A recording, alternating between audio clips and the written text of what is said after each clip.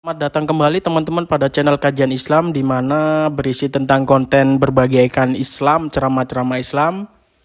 Selamat menonton dan enjoy. Seksual dalam Islam bukan aib untuk dibahas teman-teman sekalian, tapi dengan porsinya. Bukan juga melakukan hal-hal atau menunjukkan hal-hal yang haram sebagaimana orang-orang non-muslim tunjukkan, melampiaskan di media dan segalanya. Kalau kita tidak, karena kita malah dilarang untuk menggambarkannya, gitu kan? Tidak boleh menggambarkannya. Disebutkan oleh Imam Adz-Dzahabi di sini, diangkat hadis pertama riwayat Imam Muslim, inna min syarrin nasi 'indallahi manzilatan yaumal qiyamah rajulun yufdi ila imra'atihi wa tufdi ilai thumma yanshuru sirraha. Sesungguhnya di antara orang-orang yang paling buruk kedudukannya di sisi Allah pada hari kiamat adalah seorang laki-laki yang menyetubuhi istrinya dan istrinya juga datang untuk menyetubuhinya, kemudian suaminya itu atau istrinya menyebarkan rahasia pasangannya. Dalam hadis yang lain, Asma binti Yazid radhiyallahu anha mendengarkan Nabi SAW berkata, mungkin seorang laki-laki di antara kalian menceritakan apa yang sedang dimiliki oleh pasangannya, kelebihan-kelebihan suaminya. Seorang laki-laki, kelebihan istrinya, mungkin pelayanannya bagus dalam seksual, memuaskan dia, gak boleh diceritain. Kata Nabi SAW, mungkin seseorang laki-laki menceritakan kelebihan istrinya, dan mungkin sebaliknya seorang perempuan menceritakan, seorang istri menceritakan kelebihan suaminya. Maka kata Asma binti Yazid, tentu ya Rasul, iya ya Rasulullah, benar. Di Madinah dilakukan itu. Kaum laki-laki cerita sama teman-temannya, kaum perempuan cerita sama teman-temannya.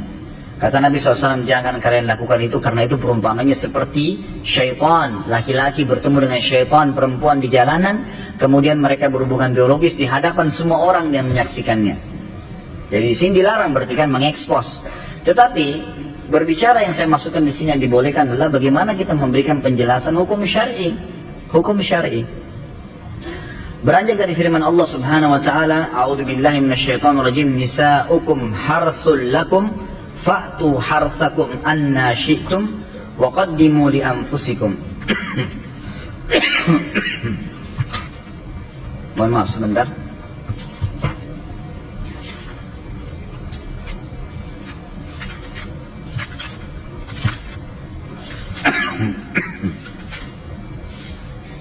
Disebutkan dalam surah Al-Baqarah 223 itu ayatnya tadi. Ya. Diangkat dalam buku sini ayat tersebut dan dirincikan oleh beliau panjang lebar. Jadi ayat ini terjemahannya begini. Wanita kalian, istri kalian adalah ladang bagi kalian. Maksudnya tempat kita bercocok tanam. Bagaimana sih kalau orang punya ladang dan cocok tanam untuk mengambil hasilnya? Dia akan melakukan hubungan biologis dan menyemprotkan spermanya sehingga menjadi hamillah dan akhirnya lahirlah seorang anak. Kata Allah, istri kalian adalah ladang bagi kalian. Maka datangilah ladang itu kapan saja dan dengan cara yang kamu sukai, dan utamakanlah untuk diri kalian. Ayat ini turun teman-teman sekalian, sebab nuzulnya ada. Masyarakat Madinah, masyarakat kota Mekah di zaman jahiliyah, mereka biasa menggauli istrinya dengan dari belakang dengan menunggingkan istrinya. Dan posisi ini diletakkan kemaluan di kemaluan, mereka tidak letakkan di dubur sebagai orang-orang non-muslim.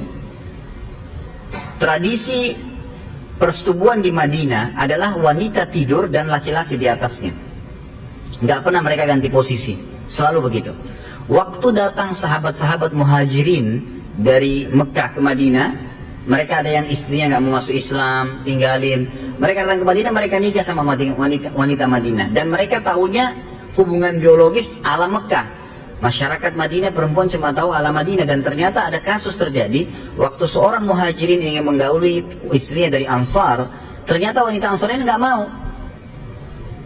Akhirnya ngomong demi ngomong, mulut demi mulut, sampai telinga Nabi SAW bahwasanya ada wanita Ansar ingin digauli oleh suaminya dengan cara mereka di Mekah dulu, tapi dia menolaknya.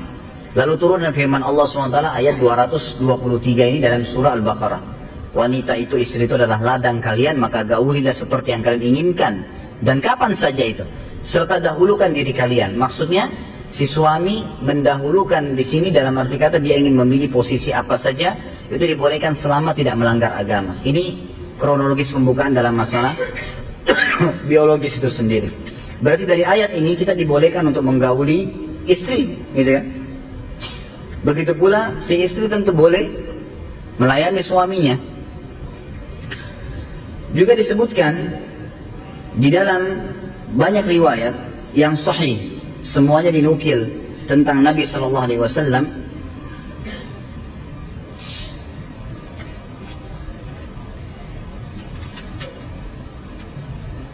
Nabi Shallallahu Alaihi Wasallam menyebutkan dalam hadis sahih riwayat Imam Ahmad, bukanlah dari golonganku seseorang yang tidak bercumbu sebelum biologis.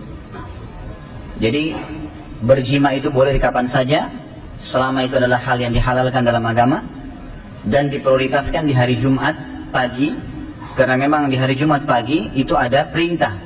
Nabi SAW menyuruh seluruh laki-laki muslim, tentunya yang sudah menikah, yang belum menikah ya kasihan gitu. Yang sudah menikah dianjurkan untuk bergaul, berhubungan biologis, kemudian dia menyatukan antara mandi junubnya sama mandi Jumatnya.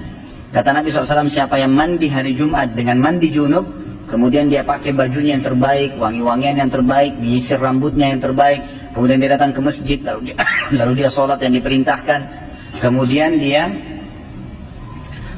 dia sholat mendengarkan khatib pada saat khutbah, dan dia sholat Jumat bersama khatib, kecuali dosanya akan diampuni. Berarti ada perintah di sini menggabungkan antara mandi junub sama mandi Jumat, dan mandi junub dan mandi Jumat ini sudah saya pernah jelaskan waktu menjelaskan masalah bab sholat Jumat gitu kan. Tapi seperti itu jawabannya. Intinya itu dibolehkan. Kemudian dilarang dalam Islam untuk menggauli pasangan tanpa ngobrol, tanpa cumbuan. Tidak ada sama sekali. Ada orang yang tiba-tiba saja datang menggauli istrinya tanpa harus mempedulikan. Ada hikmah kata ulama. Ini pembahasan dalam ilmu fikih ya. Ini bukan saya karang-karang. Bahasan dalam ilmu fikih itu dijelaskan bahwasanya seseorang yang tidak menggauli pasangannya tidak sengaja memancing itu. Seorang istri disuruh dandan. Kenapa disuruh dandan? Karena kalau dia dandan pakai minyak wangi, dia kelihatan cantik dan menarik, suaminya akan mendekatinya. Subhanallah, fitrah dalam masalah mengganggu, menggoda pasangan ini ada di hewan dan di manusia, gitu kan? Di hewan-hewan kita lihat kadang-kadang ayam punya cara sendiri, kambing punya cara sendiri, manusia pun begitu, diajarkan memang. Perempuan disuruh dandan, pada saat dia wangi, dia bersih, maka suaminya akan tertarik datang untuk mencumbuinya. Dan perempuan memang biasanya tidak seperti laki-laki. Dalam ilmu medis dan dalam fikih seksual Islam juga dijelaskan bahwasanya perempuan itu memang butuh untuk dirangsang, beda dengan laki-laki. Laki-laki Masya Allah lihat saja sudah luar biasa syahwatnya. Perempuan tidak seperti itu. Mereka dandan rapi wangi, datang menggoda suaminya, nanti suaminya akan merangsang dia sehingga dua-duanya syahwatnya bangkit, baru kemudian mereka berhubungan biologis. Apa sabda Nabi SAW? Bukan dari golonganku yang berhubungan biologis tanpa cumbuan. Memang kita dianjurkan. Dalam hadis riwayat Muslim, Aisyah berkata radhiyallahu anha, Nabi SAW seringkali mencium aku, bahkan kata Aisyah radhiyallahu anha, walaupun beliau ingin keluar untuk mengimami sholat. Keluarnya hadis yang dipegang oleh Imam Ahmad rahimahullah tentang tidak batalnya wudu bagi laki-laki yang tersentuh dengan perempuan istrinya dengan tidak syahwat adalah hadis ini. Di mana Aisyah radhiyallahu berkata Nabi SAW setiap kali mau meninggalkan rumah, sholat atau tidak, pasti mengecupku terlebih dahulu dan tidak berwudu langsung sholat. Berarti kalau mencium pasangan dengan tidak syahwat berarti tidak batal, gitu kan? Tidak, Imam Ahmad berpegang pada itu. Artinya kita lihat bagaimana Nabi SAW sering mencium, sering membelai, sering mengucapkan kata-kata sayang. Bahkan Nabi SAW tidak pernah masuk ke dalam rumah kecuali sudah menggunakan siwak. Tujuannya kata para ulama hadis adalah Nabi SAW menjaga bau mulut untuk keromantisan rumah tangga, gitu kan? Seperti itu. Sebentar dulu azannya. Kemudian Nabi SAW selain itu juga mengajarkan agar setiap orang melakukan hubungan biologis tersebut selain bercumbuan, juga memulai dengan hal-hal seperti pernah Nabi SAW mengajak Aisyah untuk mandi berdua di dalam sebuah bak mandi. Dan Aisyah berkata, tidak ada penghalang antara aku dengan Nabi SAW walaupun sehelai kain kecuali air saja. Sambil beliau bercanda. Ingat, kadang-kadang syaitan membuat orang semangat kalau dengan pacar. Mungkin biar pacarnya tidak sikat gigi siap dicium. Tapi kalau dengan pasangan halal dibuat orang bosan jenuh. Syaitan itu, permainan syaitan, nggak boleh. Jadi kan harus dilawan itu, tidak bisa sama sekali karena pasangan kita halal. Apa kata Nabi SAW? Kalau seandainya kalian melihat seseorang lawan jenis yang membangkitkan syahwat kalian di luar sana, di luar rumah kalian, maka kembalilah kepada pasangan kalian karena dia memiliki apa yang dimiliki orang tersebut. Kemaluannya sama saja. kemasan luarnya memang berbeda, ini tinggi, ini gemuk, ini pendek, ini segala, tapi ujung-ujungnya sama saja pelampiasan biologis itu. Jadi Nabi SAW ajarkan masalah seperti itu yang harus difahami. Nanti kita lanjutin insyaAllah setelah sholat. Subhanakallahumma bihamdika asyhadu an la ilaha illa anta astaghfiruka wa atubu ilaik. Wassalamualaikum warahmatullahi wabarakatuh. Assalamualaikum warahmatullahi wabarakatuh. Alhamdulillah, wassalatu wassalamu ala rasulillah. Beberapa hal yang belum dituntaskan adalah berhubungan biologis dalam Islam dianjurkan pada saat selesai akad nikah, dan itu memiliki pahala yang besar. Di antaranya hadis Bukhari menjelaskan, fi bid'i ahadikum sadaqah, di kemaluan salah seorang kalian ada sedekah, pahala yang besar. Qalu ya Rasulullah, anati ahluna walana fihi ajr, apakah kami menggauli istri kami dan kami mendapatkan pahala? Qala ara'aitum law wada'tumu fil haram alakumul wizr, tidakkah kalian lihat kalau kalian letakkan kemaluan kalian pada yang haram, zina, maka kalian dapat dosa besar?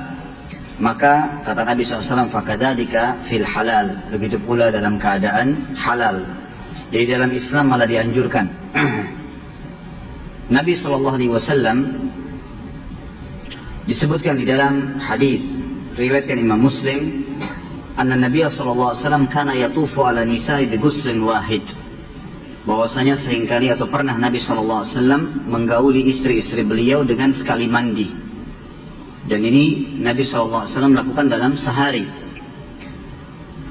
Kemudian Nabi sallallahu alaihi wasallam juga menitipkan pesan kepada kita di dalam hadis riwayat Imam Muslim, idza ata ahadukum ahlahu thumma arada an ya'ud falyatawadda, adanya motivasi agar seorang muslim melampiaskan syahwatnya kepada istrinya dan istri kepada suaminya. Ini ditekankan sekali dalam Islam. Selain janji pahala yang besar tadi, juga Nabi SAW mencontohkan dalam satu hari, karena beliau poligami, beliau menggauli istrinya, dan itu digilir dengan cara mandi satu kali saja. Artinya menggauli masing-masing tersebut, terakhir baru beliau mandi junub untuk semua junub yang terjadi. Hadis tadi yang saya sebutkan riwayat Imam Muslim, dikatakan jika salah seorang di antara kalian ingin kembali mengulangi menggauli istrinya, maka sebaiknya dia berwudu terlebih dahulu, karena itu akan lebih memudahkan dia atau memberinya semangat. Hadis ini juga kata ulama hadis adalah ada pemahaman dianjurkan setiap muslim agar mengulangi hubungan biologis itu. Dari sini juga sebagian ulama hadis mengatakan dianjurkan agar setiap muslim dan muslimah mengkonsumsi makanan-makanan yang sehat dan halal, kemudian memilih waktu dan tempat yang tepat untuk melakukan hubungan biologis. Bahkan Abdullah bin Umar radhiyallahu anhuma menjadikan hubungan jima adalah ibadah setelah berbuka puasa. Beliau radhiyallahu anhuma setelah berbuka puasa, sholat maghrib, langsung beliau menggauli istrinya karena menganggap itu adalah ibadah yang besar pahalanya setelah berbuka puasa. Kemudian juga disebutkan bahwasanya Nabi SAW seringkali memotivasi para sahabat untuk menikah, termasuk para wanita yang sudah janda, di mana Nabi SAW memotivasi para sahabat laki-laki untuk menikahi istri-istri para mujahidin yang sudah meninggal dunia, agar tidak tertinggal siapapun di kota Madinah kecuali semuanya dalam kondisi berpasangan. Jadi ini juga termasuk adanya motivasi dalam agama Islam agar mereka selalu memiliki pasangan, dan tentu tujuan utama tadi termasuk adalah untuk memenuhi hubungan kebutuhan biologisnya. Di zaman Umar radhiyallahu anhu disebutkan dalam sebuah riwayat yang sahih bahwasanya beliau pernah melewati rumah seorang wanita yang kebetulan suaminya sedang pergi berjihad. Lalu wanita itu melantunkan syair sambil berkata, kalau bukan karena kehormatan hubunganku dengan Tuhanku dan menjaga kehormatan dan kesucian hubunganku dengan suamiku, maka niscaya keempat kaki ranjang ini akan bergetar, artinya saya akan berzina. Lalu Umar bin Khattab mengetuk pintunya sambil berkata, apa yang kau ucapkan wahai hamba Allah? Maka wanita tersebut ketakutan sambil berkata, sungguh suamiku wahai Amir Mu'minin setelah berjihad dan sudah pergi beberapa bulan meninggalkan aku sementara aku membutuhkannya. Perhatikan ya, di sini pembicaraan antara seorang wanita muslimah dengan Amir Mu'minin, dan ini bukan aib. Ya, ini bukan aib, dia sampaikan hajatnya, dia tidak diam. Maka Umar bin Khattab pun pulang ke rumahnya, bukan ke rumahnya, pergi ke rumahnya Hafsah, rumah Nabi SAW. Anak-anaknya Umar bin Khattab lalu bertanya, Hafsah, berapa lama wanita bisa sabar tanpa suami? Ya, artinya sudah pernah bersuami atau suaminya ada tapi ditinggal. Kata Hafsah, sebulan 2 bulan pertama dia bisa sabar, 3 bulan kemudian dia sudah gelisah, dan 4 bulan dia sudah tidak bisa sabar. Maka Umar bin Khattab pun mengeluarkan sebuah hukum bahwasanya semua mujahid maksimal menjaga di perbatasan perang 4 bulan. Setelah itu dia punya kewajiban untuk pulang dan berkumpul dengan istrinya lagi. Cukup banyak dalil-dalil yang membicarakan tentang masalah ini, dan termasuk juga dalam masalah hubungan biologis. Kata ulama, semua gerakan, semua tata cara yang tidak menyakiti fisik pasangan dan tidak melakukan hal yang diharamkan dalam agama boleh, walaupun tidak dirincikan secara agama. Karena memang dalam buku ini nanti Anda kalau beli akan temukan banyak sekali beliau jelaskan tentang posisi biologis itu yang tidak memiliki dalil. Tapi umumnya kembali kepada ayat tadi Al-Baqarah 223. Wanita atau istri itu adalah ladang kalian, maka gaulilah kapan saja dan bagaimana saja, gitu kan? Bagaimana saja di sini masuk dalam seluruh gerakan yang dibolehkan, kecuali yang diharamkan. Dan bahasan kita malam ini adalah hubungan biologis yang diharamkan. Lalu dirincikanlah bahwasanya hal-hal yang diharamkan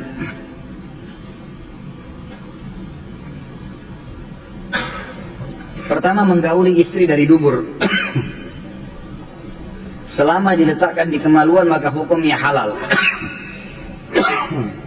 Sebagaimana sabda Nabi SAW di dalam hadis yang sahih riwayat Ahmad dan Abu Daud, mal'unun man atam ra'atu fi duburiha. Allah melaknat laki-laki yang sengaja menggauli istrinya dari duburnya. Di dalam hadis yang lain, siapa yang mendatangi dukun dan peramal serta menggauli istrinya dari dubur dan menggauli istrinya pada saat sedang haid, maka dia telah kufur kepada apa yang diturunkan kepada Muhammad sallallahu alaihi wasallam. Bayangkan ya, menggauli istri dari satu sisi pahalanya besar, dimotivasi dari tadi banyak hadis yang sudah kita sebutkan, dan satu sisi kalau dia lakukan hal yang diharamkan maka berbahaya, bisa sampai tingkat jauh, dosa kufur bisa didapatkan. Maka tidak boleh menggauli istri dari dubur. Laknat berarti diangkat berkah hidupnya. Kemudian dalam hadis yang lain juga, hadis ini diriwayatkan oleh Imam Tirmidzi dengan sanad yang hasan sahih nomor 1176. La yanzurullahu ila rajulin jama'a imra'atun fi duburiha. Allah tidak akan melihat seorang laki-laki, yang sengaja menggauli istrinya dari duburnya. Yang kedua, tidak boleh menggauli wanita pada saat haid dan nifas di kemaluannya. Sabda Nabi SAW diriwayatkan oleh Abu Dawud dan juga Tirmidzi, man ata haidan fi farjiha aw imra'atun fi duburiha aw kahinan fasaddaqa faqad kafar aw qala bari'a minhu mimma unzila ala Muhammad.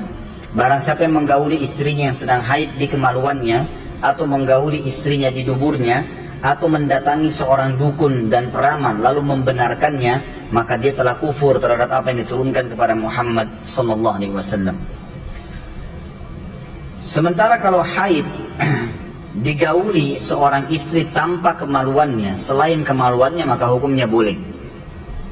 Sebagaimana disebutkan dalam hadis Bukhari bahwasanya Aisyah berkata radhiyallahu anha, Nabi SAW, terjemahannya langsung, Nabi SAW kalau ingin menggauli kami, mencumbui kami pada saat kami sedang haid, artinya bukan cuma Aisyah, semua istri beliau, tapi Aisyah menukil secara umum.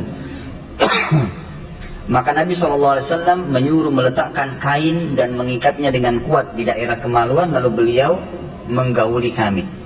Jadi Nabi SAW tetap melampiaskan syahwatnya. Jadi intinya tidak boleh meletakkan di dubur, umum itu ya, adalah haid atau tidak. Kemudian tidak boleh meletakkan kemaluan di kemaluan pada saat haid dan nifas. Tapi kalau haid dan nifas tidak diletakkan di kemaluan, maka hukumnya halal. Dikatakan juga dalam hadis Bukhari bahwasanya seorang sahabat bertanya kepada Nabi SAW, ya Rasulullah, Bagaimana kalau seandainya saya menggauli istri saya sementara dia haid? Maka kata Nabi SAW, lakukan apa saja kecuali jima. Jima artinya meletakkan kemaluan di kemaluan. Tentu ulama di sini memanjang lebar menjelaskan tentang masalah kesehatan, bahayanya penyakit kelamin yang akan disebabkan oleh darah haid dan nifas. Karena kalau disebutkan haid berarti nifas sama, yaitu darah-darah kotor yang tidak boleh sama sekali. Allah menyebutkan dalam Al-Quran, adzan fa'tazilun nisa'a fil mahid. Adzan itu artinya penyakit, ya. Darah itu, maka jauhilah. Fa'tazilu itu artinya jauhi kemaluannya pada saat sedang haid. Lalu Allah SWT mengatakan, memberitakan berita gembira kepada orang yang beriman, artinya tidak diharamkan ini, gitu kan? Kalau seandainya sudah bersih, fa'idha tatahharna fa'tuhunna min haitsu amarakumullah. Kalau sudah suci, istri-istri kalian, silakan kalian gauli di tempat yang Allah telah izinkan kalian. Kata ulama tafsir, kemaluannya, gitu kan? Jadi itu dibolehkan dalam agama Islam. Beberapa hal yang ditekankan oleh para ulama agar tidak terjadi kejenuhan adalah bolehnya setiap orang tetap menjaga kebersihan, kerapian, wanginya tubuh, dan juga tetap melayani pasangan. Ya, tetap melayani pasangan. Di sini dalam arti kata istri melayani suami, suami melayani istri. Tapi kalau istri lagi haid, tetap dia melayani suaminya.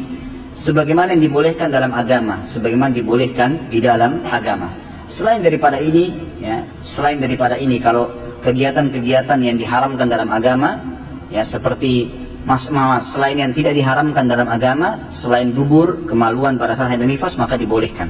Semuanya boleh. Termasuk dititikberatkan, kalau dalam buku tadi ini dijelaskan secara khusus masalah istimna. Onani bagi laki-laki secara sendiri haram.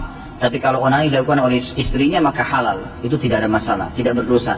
Sebagaimana juga kalau laki-laki mungkin sedang sakit, kemudian dia memuaskan istrinya bukan dengan meletakkan kemaluan di kemaluan, tapi dia memuaskannya dengan tangannya, maka itu juga dibolehkan di dalam agama Islam. Itu disepakati oleh umumnya ulama dalam buku-buku fikih, dan itu sudah dijelaskan panjang lebar. Termasuk berhubungan dengan masalah jima adalah bolehnya seseorang azal. Azal itu adalah meletakkan atau mengeluarkan air mani di luar kemaluan istri. Kata beberapa sahabat dalam hadis Bukhari, kami berazal di zaman Nabi SAW dan Al-Quran turun sementara kami tidak dilarang. Dalam riwayat yang dikatakan ada beberapa sahabat yang ingin menunda kehamilan istrinya, maka mereka berazal mengeluarkan sperma di kemaluan istri, dari kemaluan istrinya, maka Nabi SAW membolehkannya. Nabi SAW membolehkannya. Ini termasuk hal-hal yang dianjurkan. Intinya, ya secara umum insya Allah apa yang kita ingin titik beratkan sudah jelas. Dosa besar ke-95 ini adalah tidak bolehnya seseorang menggauli istrinya di dubur secara mutlak, dan tidak boleh juga. Tentu di sini memasukkan kemaluan di dubur, ya. Sebagian ulama fikih memang sangat ya terbuka. Mereka mengatakan kalau meletakkan zakar itu di antara dua pantat istri, ya dubur istri, dia bukan di lubangnya, maka itu dibolehkan pada saat haid dan nifas. Itu lain, itu bahasan sendiri. Tapi yang jelas di sini dikatakan bahwasanya tidak boleh meletakkan kemaluan di dubur, itu haram, dan juga tidak boleh haid dan nifas. Kurang lebih seperti itu. Selebihnya maka dibolehkan, Allahu a'lam.